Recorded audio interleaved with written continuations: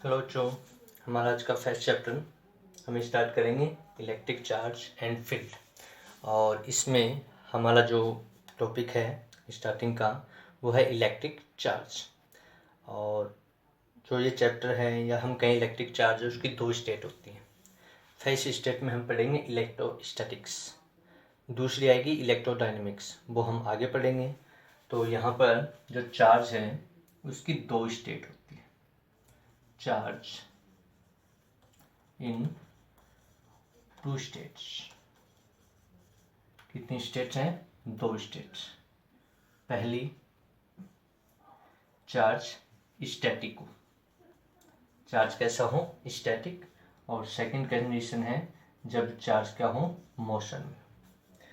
तो जब charge static में होगा तो उसको पढ़ेंगे हम इलेक्ट्रोस्टैटिक्स, और जब आपका चार्ज मोशन में होगा तब हम उसको पढ़ेंगे इलेक्ट्रोडायनेमिक्स। तो यहाँ पर चार्ज की दो स्टेट हैं, स्टैटिक एंड मोशन। जब चार्ज स्टैटिक होगा, क्या होगा? स्टैटिक, तो उसमें ओनली एक फील्ड जनरेट होता है। जब चार्ज क्या हो? स्टैटिक हो, तो एक फील्ड जनरेट होता है जिसको हम पढ़ते हैं इलेक्ट्रिक फील्ड। कौन सा फील्ड? Electric field. और जब चार्ज मोशन में होता है तो उसमें दो फील्ड जनरेट होते हैं, प्रोड्यूस होते हैं। एक तो होता है electric field and second is magnetic field. कौन सा फील्ड? मैग्नेटिक फील्ड, जब चार्ज मोशन में होगा। तो ये दो स्टेट थी चार्ज की। हम यहाँ पर डिस्कशन करेंगे स्टैटिक केस का। कौन से केस का? स्टैटिक का। मीन्स इलेक्ट्रिक फील्ड से रिलेटेड जो भी आपकी प्रॉब्लम्स होंगी उनके बारे में डिस्कशन करेंगे। जो ये पोर्शन है वो हम आगे के चैप्टर में स्टडी करेंगे। तो हमारा जो केस है सबसे पहले उसमें हम इलेक्ट्रोस्टैटिक्स पार्ट फर्स्ट पढ़ेंगे। और इलेक्ट्रोस्टैटिक्स पार्ट फर्स्ट में चार्ज कौन सी कंडीशन में है? स्टैटिक में। मीन्स कौन सा फील्ड जनरेट होगा? इलेक्ट्रिक फील्ड आपका। तो यहाँ पर हम स्टार्ट करने जा रहे हैं charge in case static field. कैसे फील्ड में? स्टैटिक फील्ड में। और स्टैटिक फील्ड में only and only electric field generate होगा। तो देखिए चार्ज की हम नॉर्मल बातें करें कि जो चार्ज है उसकी जो यूनिट है, क्या है? यूनिट। कौन सी सिस्टम में? एसआई सिस्टम में। एसआई सिस्टम में चार्ज की यूनिट होती है, वो होती है कूलम। कौन सी होती है? कूलम। दूसरी यूनिट इसी की एसआई में है एम्पियर इंटू सेकेंड। तो एसआई सिस्टम में इसकी यूनिट क्या है? कूलम या फिर ampere into second. CGS system में, कौन से सिस्टम में? सीजीएस सिस्टम में इसकी यूनिट होती है ईएसयू, इलेक्ट्रोस्टैटिक यूनिट, या फिर फ्रैंकलिन। एफआर से रिप्रेजेंट करते हैं, क्या होती है? फ्रैंकलिन। ठीक है। तो 1 कूलम, यदि रिलेशन हम निकालें, 1 कूलम इक्वल्स टू 3 × 10⁻⁹ ESU के इक्वल होती है, जिसको इलेक्ट्रोस्टैटिक यूनिट हम कहते हैं। या इसको ESU को क्या लिखा जा सकता है? फ्रैंकलिन। तो ये कूलम की जो चार्ज है उसकी यूनिट। ऐसा यूनिट कूलम या फिर ampere into second. CGS system में इसकी यूनिट ESU, इलेक्ट्रोस्टैटिक यूनिट, या फ्रैंकलिन आपकी। इसको एब कूलम भी हम कहते हैं ESU को। आगे जो चार्ज है वो कैसी क्वांटिटी है? तो charge is a scalar quantity. कैसी क्वांटिटी है? Scalar quantity. मीन्स ये वेक्टर क्वांटिटी नहीं होगी। चार्ज कैसी क्वांटिटी है? Scalar quantity. ओके। अब हम बात करें आगे कि चार्ज एक्चुअल में है क्या, कैसे हम डिफाइन करते हैं। तो इससे पहले हम पढ़ेंगे कि चार्ज और मास में क्या डिफरेंस है। एक्चुअल में बॉडी में जब चार्ज ट्रांसफर होगा, आगे हम पढ़ेंगे। ठीक है। तो चार्ज और मास में क्या डिफरेंस है वो हम यहाँ पर डिस्कशन करेंगे। तो यहाँ पर सबसे पहले हम चार्ज की बात करें। जो चार्ज है वो किसी भी मैटर की इंट्रिंसिक प्रॉपर्टी ऑफ मैटर। कोई भी मैटर है उसकी इंट्रिंसिक प्रॉपर्टी है। तो इसके अकॉर्डिंग हम कह सकते हैं कि चार्ज जो इंट्रिंसिक प्रॉपर्टी है, इसके अकॉर्डिंग चार्ज को ना तो हम क्रिएट कर सकते हैं, क्या नहीं कर सकते हैं, क्रिएट नहीं कर सकते, और ना ही इसको डिस्ट्रॉय किया जा सकता है,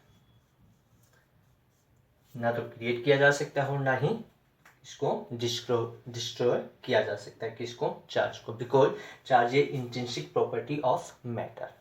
तो हम क्या कर सकते हैं, हम कर सकते हैं चार्ज को ट्रांसफर, क्या कर सकते हैं, transfer one body to another body, क्या किया जा सकता है, चार्ज को ट्रांसफर किया जा सकता है। उसके बाद जो चार्ज है, चार्ज दो टाइप का, positive charge and negative charge आपको, ठीक। अब हम बात करें मास की। मास हमने देखा हमेशा क्या होता है, पॉजिटिव रहता है, नेगेटिव मास पॉसिबल नहीं आपको।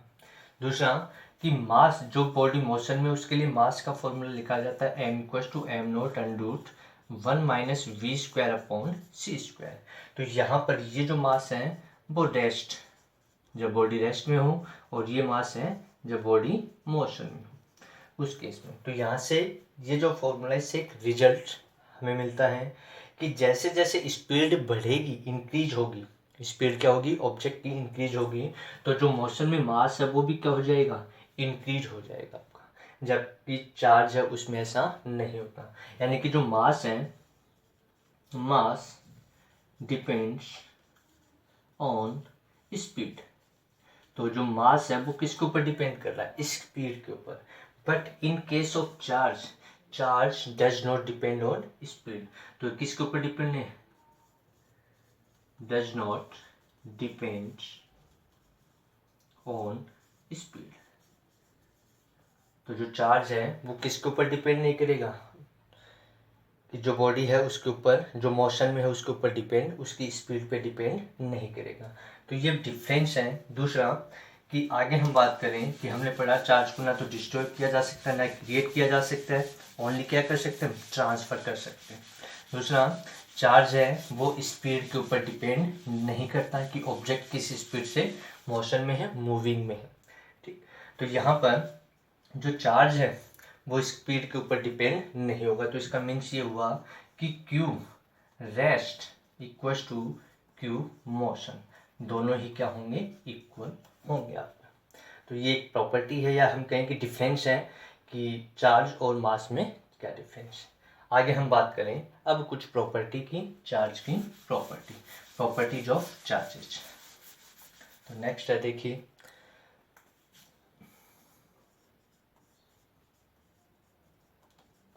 Properties of charges. तो पहली प्रॉपर्टी हम बात करें कि जो चार्ज है उसमें कंजर्वेशन ऑफ चार्ज,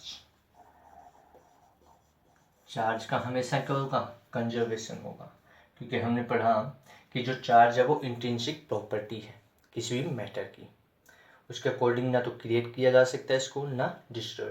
तो मीन्स चार्ज का हमेशा क्या होगा, कंजर्वेशन रहेगा। इसी के कारण ये किसके ऊपर डिपेंड नहीं करता, स्पीड के ऊपर डिपेंड नहीं करता।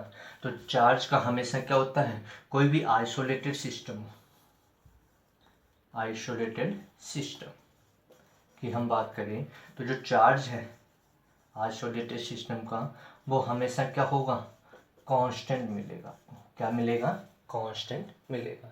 तो मीन्स कंजर्वेशन ऑफ चार्ज होगा वहाँ पर, ठीक है। चार्ज का हमेशा क्या हुआ, कंजर्वेशन।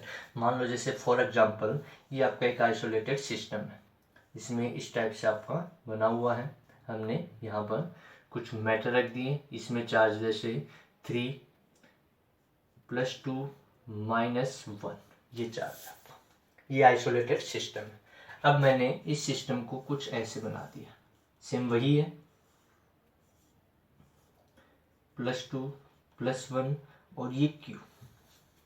तो मैंने कहा कि ये जो Q है इसकी वैल्यू क्या होगी, सिस्टम एक ही है, तो इसके अकॉर्डिंग क्या होगा आपका, इसका नेट चार्ज और इसका नेट चार्ज हमेशा क्या मिलेगा, कांस्टेंट मिलेगा, कोई चेंजेस नहीं होगा according to conservation of charge. तो यहाँ से देखिए Q इनिशियल केस में यदि हम लिख लें +3 -1 +2 और Q फाइनल आपका कितना आया +2 +1 +Q। तो इन दोनों की वैल्यू क्या होगी Q initial equals to Q final according to conservation of charge और से isolated system charge will be constant. तो उस केस में आपका क्या आएगा +3 -1 +2 इक्वल्स टू +2 +1 +Q। तो 2 से 2 कैंसिल हो गया, इसको इधर लेके आए तो +3 -1 इक्वल्स टू Q। तो ये बच गया +1 इक्वल्स टू Q। यानी कि यहाँ पर जो चार्ज है इसकी वैल्यू कितनी आई आपके पास +1 आपका।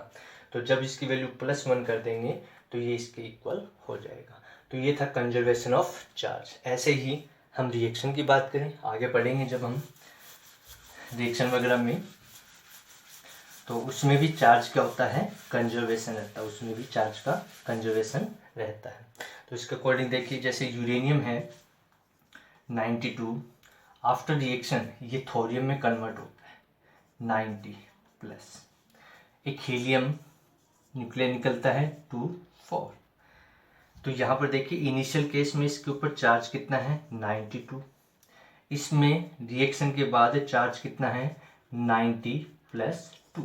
तो अब कितना है 92, यानी कि इनिशियल केस में भी 92 और फाइनल में भी 92। तो मीन्स यहाँ पर क्या हुआ कंजर्वेशन ऑफ चार्ज अप्लाई हुआ।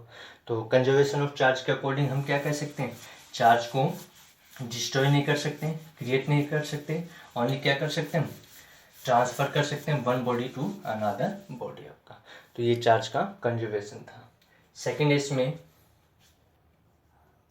क्वांटाइजेशन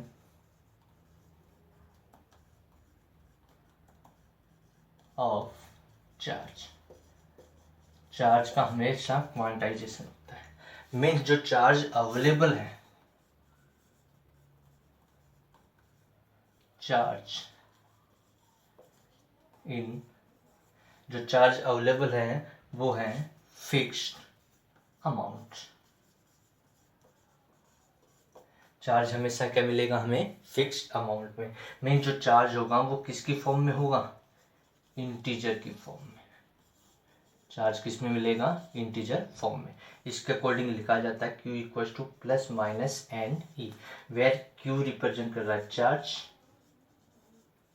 N रिप्रेजेंट कर रहा है integer number and E charge on electron. तो यहाँ पर जो आपका चार्ज है वो किसकी फॉर्म में होगा इंटीजर की फॉर्म में, मीन्स कि n की जो वैल्यू होगी वो +-1 +-2 +-3 एंड सो ऑन ऐसे चलेगी आपकी। कभी भी 1/2 3/2 5/2 इस फॉर्म में नहीं चलेगी आपकी, यानी कि हाफ इंटीजर में चार्ज कभी भी नहीं होगा। मिनिमम से मिनिमम जो चार्ज होगा किसी ऑब्जेक्ट के ऊपर वो 1 इलेक्ट्रॉन के इक्वल होगा। किसके इक्वल होगा 1 इलेक्ट्रॉन के इक्वल, क्योंकि n की if n equals to 1 then q equals to +-E और E की वैल्यू कितनी होती है आपकी 1.6 × 10⁻⁻19 कूलम।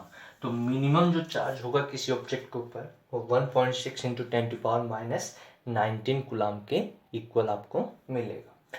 तो ये था quantization of charge. According to quantization of charge कि जो चार्ज अवेलेबल है वो फिक्स अमाउंट में है और उसकी जो वैल्यू होगी वो आपकी इंटीजर की फॉर्म में मिलेगी। जैसे आपका ये फॉर्मूला कैसे है, तो ऐसे लिखा गया है इसको